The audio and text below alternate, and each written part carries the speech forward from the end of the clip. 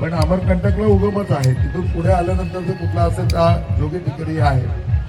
असं श्रुत आहे की गजानन महाराजांना जे दर्शन झालं नर्मदा मैयाचं ते या ठिकाणी झालं. तर गजानन महाराज संस्थान दरवर्षी या ठिकाणी भंडारा करते, ज्याच्यामध्ये 10,000 लोकांचं कमीत कमी अन्नदान होतं. एक दिवस पूर्णपणे अन्नछत्र या ठिकाणी गजानन महाराज संस्थानतर्फे आयोजित केलं जातं. असं या घाटाचं महत्व आहे. आणि या घाटामध्ये जी मैया आहे ती पूर्णपणे म्हणजे तुम्ही म्हणाल अगदी असं कोपऱ्यापर्यंत तळ पूर्ण दिसतो. इथे पाणी जास्त नाहीये, परंतु पाण्याला ओढ भयंकर आहे. म्हणजे ओढ भयंकर पाण्याला जी तुम्हाला दिसेल म्हणजे इथे दुग्ध अभिषेक मैयाचा आपण संपन्न करतो. म्हणजे पूर्णपणे रुद्रामध्ये मैयाला रुद्र अभिषेक या ठिकाणी होतो. आपल्या सगळ्यांच्या हातामध्ये दूध घेऊन त्याप्रमाणे आपण पूर्णपणे रुद्राभिषेक या ठिकाणी मैयाला करतो. तर असा या घाटावरचा उपक्रम पूर्णपणे आहे. आपल्याला सगळ्यांना माहिती आहे की आपण नर्मदा पुराण ऐकतोय आणि काल बर्मन घाटावरती आपण होतो. त्यावेळेला विषय असा झालेला होता की जन्मेंजय राजांनी वैशंपायनांना प्रश्न विचारला आणि मग वैशंपायन ऋषी ज्यावेळेला सांगत होते त्यावेळेला 10वा अध्याय पिपलाद ऋषींमध्ये पूर्ण झाला. त्याच्यामध्ये याज्ञवल्क ऋषींचा जो काही महिमा आहे, त्यांचं कार्य आहे, त्या कार्याची आपल्याला ओळख झाली. याज्ञवल्क ऋषींची आपल्याला ओळख झाली. आणि मग त्याच्यानंतर नर्मदा पुराणाच्या 11व्या अध्यायाच्या बाबतची पूर्ण विचारणा त्यांनी केली की हे कल्पांचं मला सांगा. त्याच्या वेळेला आपल्याला सगळ्यांना कळलं की आपण वराह नावाच्या कल्पामध्ये आहोत. श्वेत वराह कल्पे, तर वराह कल्प चालू आहे. या कल्पामध्येच राम, त्याच कल्पामध्ये कृष्ण, या कल्पामध्येच आपण सगळे आहोत. म्हणजे एक कल्प किती मोठा असेल त्याची आपल्याला कल्पना आली. आणि आपल्याला हेही कळलं की याच्या अगोदर 6 कल्प होऊन गेलेली आहेत. त्यामध्ये पहिलं कल्प होतं ज्याचं नाव होतं मायूर कल्प. त्याच्यामध्ये भगवान शिवशंकर मयूर म्हणजे मोर बनून आले. त्याच्या पुढचं जे होतं कल्प, त्या कल्पामध्ये ते कश्यप बनून आले, म्हणजे ते कासव बनून आले. त्याच्या पुढचं जे कल्प होतं त्या कल्पामध्ये ते कौशिक बनून आले. त्याच्या पुढचं कल्प होतं त्याच्यामध्ये ते पूर बनून आले. त्याच्या पुढचं जे कल्प आहे त्या कल्पामध्ये ते म्हणजे कुठलं पुढचं कल्प आलं, मयूर कल्प झालं, कच्छ कल्प झालं, कौशिक झालं, पूर झालं, बक म्हणून कल्प आलं. बक कल्प म्हणजे बगळा बनून आले.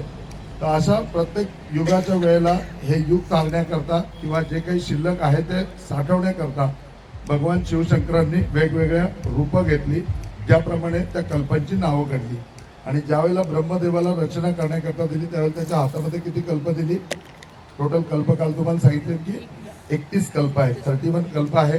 31 मधले आपण आताशी पुढे 7व्या कल्पामध्ये आहे. आपल्या पुढे 8व्या नावाचं कल्प आहे ज्याचं नाव आहे वैष्णव कल्प. पुढे वैष्णव कल्प आहे. तर याप्रमाणे कल्प आहेत. या प्रत्येक कल्पाच्या वेळेला पृथ्वी पूर्णपणे जलमय झाली, पाण्यामध्ये गेली आणि पूर्णपणे सगळीकडे जल राहिलं. या जलामध्ये जर कोणी शिल्लक राहिलं असेल तर फक्त नर्मदा नदी शिल्लक राहिली आणि प्रत्येक वेळेला मार्कंडेय ऋषी शिल्लक राहिले.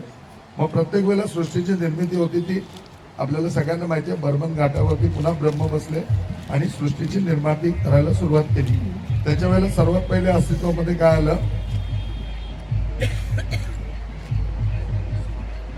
थोडं लॉजिक लावा ना की ते नदीच्या किनाऱ्यावर बसलेत, नर्मदा नदीच्या, आणि आता ते विश्वाची उत्पत्ती करायला घेत आहेत. तर त्यांचं पहिलं काय अवेलेबल असेल? नर्मदेचे गोटे. नर्मदेचे गोटे पहिले होते, म्हणून नर्मदेमधला कंकर त्याला खूप महत्व आहे. मी तुम्हाला काल सांगितले जीवित स्टोन आहेत का, तर ज्या ज्या वेळेला कल्प संपलं त्यावेळेला नवीन कल्पाची सुरुवात करताना ब्रह्मनी त्या घाटावरून सुरुवात केली, ज्याला बर्मन घाट असं म्हणतात. तो दोन्ही बाजूला आहे, या बाजूला पण आहे आणि पलीकडे पण आहे. दोन्हीकडे ज्या वेळेला लोकांनी बघितलं तर दोन्हीकडे ब्रह्मच दिसले, म्हणून दोन्ही घाटाचं नाव सेम आहे, बर्मन घाटच आहे. आणि तिथून सृष्टीची उत्पत्ती झाली. सृष्टीच्या उत्पत्तीच्या वेळेला पहिलं त्यांना मिळालं, अस्तित्वामध्ये आणले ते नर्मदेचे गोटे. ते नर्मदेचे गोटे पहिले आले. त्याच्यानंतर दुसरी वनस्पती आली ती कुठली? तुळस वनस्पती आली, ज्या तुळस वनस्पतीने पुढे सृष्टीच्या उत्पत्ती करता मदत केली. तिसरी जी आली ती कडुलिंब आली. म्हणून जेवढे अवतार धरले जातात त्याच्यामध्ये स्वामी समर्थ आहेत, साईबाबा आहेत, गजानन महाराज आहेत, तर त्यांचं जे मेन स्थान आहे किंवा त्यांचं मंदिर आहे तिथे कळत नकळत कडुलिंबाचं झाड येतच म्हणजे. आणि साईबाबांच्या तर भक्तिगीतामध्ये म्हणलेलं आहे की लिंबाखाली प्रगट झाला. तर त्याप्रमाणे ते त्यांचं कार्यक्षेत्र ठरलं. आता ते ब्रह्मांड नायक आहेत, अनंत कोटी ब्रह्मांड नायक, राजाधिराज योगीराज, परब्रह्म सच्चिदानंद सद्गुरू. मग श्री स्वामी समर्थ असतील, श्री साईबाबा असतील, श्री गजानन महाराज असतील, श्री गोंदवलेकर महाराज असतील, हे सगळे अनंत कोटी ब्रह्मांड नायक आहे. तर ब्रह्मांडाची निर्मिती ज्या ठिकाणून झाली त्या घाटाची तुम्ही यात्रा करताय. जे ब्रह्मांडात पहिलं आहे ते तुमच्या समोर आहे आणि त्याकरता त्या घाटामध्ये म्हणजे त्या मैयामध्ये उतरून ते काढायला पाहिजे. तुम्हाला असं वाटेल की प्रत्येक वेळेला गुरु आपल्याला म्हणजे की माधव गुरुजी आपल्याला फोर्सफुली सांगतात की नाही पाण्यामध्ये उतरा नाही तर ढकलून दिलं जाईल म्हणून.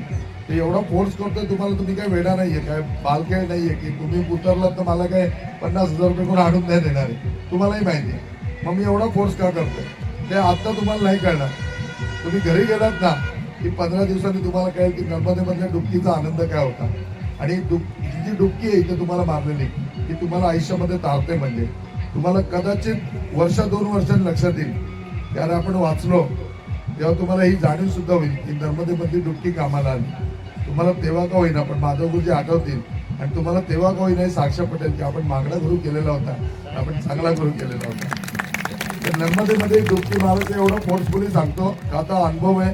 पुराण नुसतं वाचून सांगत नाही तर तेवढं अनुभवलंय. मी आज येताना सुद्धा आमच्या गाडीतल्या लोकांना दाखवलं की आपण ज्या ठिकाणी तक्ष हॉटेलला राहिलो होतो त्याच्या पुढे पेट्रोल पंप सोडला की त्याच्या पुढे आमच्या गुरूंचा आश्रम होता. त्याचं नाव होतं नाथ योगाश्रम. या नाथ योगाश्रम मध्ये आमचे बडे बाबा होते. त्यांनी ती भूमी विकत घेतलेली होती. 6 एकर परिसराचा आमचा आश्रम होता. ज्याच्यामध्ये बाबा कमीत कमी रोज 6 तास बासरी वाजवायचे. तर तो बासरीवाल्या बाबांचा म्हणून आश्रम फेमस आहे. म्हणजे तर त्या अनुषंगाने म्हणजे की बेळाघाट या ठिकाणी भरपूर वेळा येणं जाणं झालं. त्यावेळेला त्याच्या समोर जो सांगळा घाट आहे त्या घाटावरती आम्ही ऑलवेज नर्मदेच्या म्हणजे की अगदी जलामध्ये नर्मदेमध्ये तासनतास पडलेलो असायचो.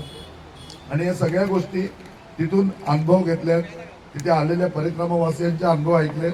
आणि याच्या व्यतिरिक्त स्वानुभव की त्यांना काय आलं याच्यापेक्षा मला काय समजलं आणि मला काय प्राप्त झालं तर 100% डुबी तारते. आणि आयुष्यामध्ये तारणारी गोष्ट पहिली करायला पाहिजे. आपण कायम फक्त म्हणतो की तारणारा भक्कम असेल ना तर मारणाऱ्याला घाबरायची काय गरज नाही. तिथे तारणारा तुम्ही भक्कम करता. जिथे ब्रह्मांडाची निर्मिती झाली ते गोटे उगाच नाही मी वेळा सांगायला की तुम्ही या आणि तुमच्या हाताने गोळा करा. का तर जिथे ब्रह्माचा स्पर्श झालाय ना त्या गोट्यांना तुमचा स्पर्श होऊ दे. त्या ब्रह्माचा स्पर्श कुठेतरी ते तत्व तुमच्यामध्ये उतरू दे. एवढाच माझा स्वार्थ आहे. त्याच्या पलीकडे माझा काही स्वार्थही नाही. आणि स्वार्थाच्या पलीकडे बघाल तर स्वार्थ हा शब्दच नाही, परमार्थ आहे त्या गोष्टीच्या पाठीमागे. तर या गोष्टी तुम्हाला आज कळणार नाही. आणि दुसरी महत्वाची गोष्ट म्हणजे ना की नर्मदेमध्ये आपण ज्यावेळेला डुबी मारतो त्यावेळेला आपण आपलं नातं नर्मदा मैयाशी निर्माण करतो. प्रेम आपण तिला देतो तेव्हा ती आपल्याला प्रेम देते.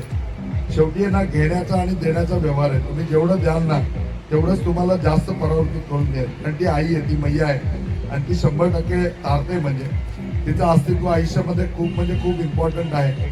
आयुष्यामध्ये आनंद देणारी नर्मदा मैया आहे. आणि तुम्ही तिचा हात सोडून जाऊ शकता पण ती तुमचा हात सोडून कधीही जात नाही. तो हात घट्ट राहावा म्हणून एवढा माझा आग्रह आहे की तुम्ही प्रत्येक वेळेला डुबी मारा. आणि तुम्हाला मी वेगवेगळं प्रत्येक वेळेला सांगतो. प्रत्येक वेळेला तुम्हाला लाडात येऊन सांगतो की आता तुम्ही मध्य प्रदेशच्या भूमीवरती आहे. इथली लँग्वेज खूप स्वीट आहे. इथे काय बोललं जातं हो. इकडे हाऊ बोललं जातं. इकडे नाही शब्द नाही हो. तर तुम्ही नुसतं हाऊ बोलून थांबू नका. माझ्या मागे उतरा. पण इथे उतरायचं नाहीये, टेन्शन घेऊ नका. पण उद्या उतरायचंय. उद्या दूध दाराला उतरायचंय. तुम्हाला खूप नशीबवान आहे की तुम्हाला थंडी खूप कमी आहे. बेळाघाटला एवढी नॉर्मल थंडी नसते. बेळाघाटला एवढी थंडी असते ना की इतकं धुकं पडलं की हा पोल पण तुम्हाला दिसणार नाही किंवा लाईट पण तुमच्यापर्यंत पोहोचणार नाही, एवढी थंडी असते. पण तुम्ही खरोखर खूप नशीबवान आहे की तुम्हाला तेवढी थंडी पण नाहीये. तर मग त्या थंडी नसताना काय आज सुद्धा नर्मदेमध्ये सगळ्यांना आमंत्रण होतं तरी सुद्धा जवळजवळ 15 लोकांनी स्नान नाही केलं. खरोखर दुर्भाग्य आहात तुम्ही की जर मी तुमच्या बरोबर आहे एवढं सांगून सुद्धा आणि मैयाचं एवढं सुंदर रूप बघून सुद्धा जर त्याच्यामध्ये तुम्हाला डुबकी मारायची इच्छा होत नसेल आणि फालतू काहीतरी कारण की नाही मला कपडे बदलायला येते ते नियोजन अजून काय पाहिजे. टेंट आहेत स्वतःचे लावलेले. टेंट स्वतःचे लावलेले आहेत की नाही तुम्ही सगळेजण वापरताय. लेडीज करता स्पेशली आहेत. एक सोडून 2 टेंट आहेत. एवढी तुमची सेवा उपभोगल्यानंतर जर तुम्हाला लाज वाटत असेल की मैयामध्ये जाऊन डुबी मारायची तुम्ही दुर्भाग्य घ्या. त्याच्या पलीकडे काय नाही. आणि निश्चितपणे ही गोष्ट तुमच्या हिशोबामध्ये आहे. म्हणजे उत्तर काढायचं लागेल ना त्यावेळेला असं उत्तर काढीन ना याच्या दुप्पट तुम्हाला पुण्य करावं लागेल. तर उत्तर काढायची वेळ आणू नका. प्रेमामध्ये ऐका आणि डुबक्या मारून घ्या. तुमचं त्याच्यामध्ये जन्मोजन्माचं भलं आहे. का तर नर्मदे करिता एक स्नान तुझे दोष पळटी रानो रान तू अवघाचे सुखरूप होसी जन्मोजन्मीचे दुःख विसरसी सर्वही तीर्थे घडती एक वेळा नर्मदा डोळा देखील. आणि याच्या पलीकडे जाऊन सांगतो की तिचा हात घट्ट धरा आयुष्यामध्ये तुम्ही पुढे धावाल पण ती तुमचा हात सोडणार नाही. आणि जेव्हा तिने हात हातामध्ये धरलाय ना तर आयुष्यामध्ये आनंद राहील. नुसती प्रगती तुम्ही करताय ज्याच्यामध्ये सुख नाही, आणि सुख असतं तर 15 दिवस तुम्ही नर्मदा परिक्रमेला आले नसते. तर आनंद पाहिजे असेल, सुख जर चिरकाल हवं असेल तर त्याच्याकरता परम सुखाच्या प्राप्ती करता नर्मदा स्नान अटळ आहे. आणि म्हणून एवढा व्यासंग आहे, म्हणून एवढा प्रपंच आहे. तर 7 कल्पांची कथा आहे. ते प्रत्येक कल्प ज्या ज्या वेळेला संपलं त्याच्या वेळेला ब्रह्माने इथे बसूनच नवीन कल्पाची म्हणजे पुढच्या सृष्टीची निर्मिती केली. प्रत्येक वेळेला नर्मदा मैया आणि मार्कंड ऋषी त्याचे साक्षीदार होते. मग मार्कंड ऋषींनी त्यावेळेला जे काही पांडवांना सांगितलं, मार्कंड ऋषींनी त्यांच्या परिक्रमेमध्ये सांगितलं, ते ऐकून जन्मेंजय राजाला खूप आनंद झाला. आणि मग आनंद झाल्याच्या नंतर जन्मेंजय राजांनी वैशंपायन ऋषींना सांगितलं की तुम्हाला नर्मदा मैयाचं काही स्तुती येत असेल तर सांगा. मग त्यावेळेला ते म्हणले की आपण नर्मदा मैयाची आरती करूया. आणि मग त्यावेळेला पंचोपचार आहेत त्यांनी दोघांनी पूर्णपणे नर्मदा मैयाची आरती केली. आपणही सगळ्यांनी चहा घेऊया आणि नर्मदा मैयाची आरती करूया. आपण पाठीमागे आहे ते फक्त जपामध्ये पाठीमागे आहे, एका बाजूला बरोबर जपही चालू ठेवूया.